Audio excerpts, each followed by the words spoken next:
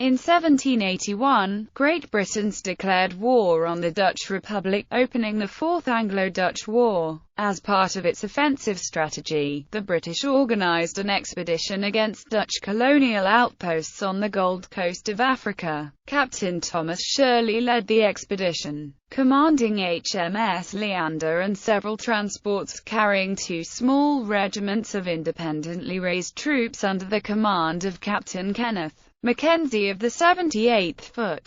Proceedings. Battle of Elmina. The expedition sailed late in 1781, and arrived off the coast of Africa in January 1782. Pursuant to orders, Shirley first stopped at the primary British outpost of Cape Coast Castle on the 5th of February, where plans were developed to take the principal Dutch castle at Elmina by land, while Leander made a diversionary attack on the nearby street, Jago Castle. The expedition arrived at Elmina on the 15th of February, but high surf prevented the 500 troops from landing until the 18th of February, and contrary winds prevented Leander from coming close enough to shore to bring its guns to bear on the forts until the 20th of February. On that day, Shirley raised the agreed signal flag indicating the beginning of his attack, and opened fire on St. Jago shortly after noon. The ship and the fort exchanged fire until dark, and resumed again the next morning, when the land attack on the Elmina castle began. Fire from both Elmina and St. Jago was directed at Mackenzie's attacking force, which Shirley reported to retreat very fast. After it became clear the attack had failed, Shirley ceased fire around 11:30 a.m. Other forts on the Gold Coast. Over the next several weeks the expedition seized, with minimal resistance, 4 small Dutch forts: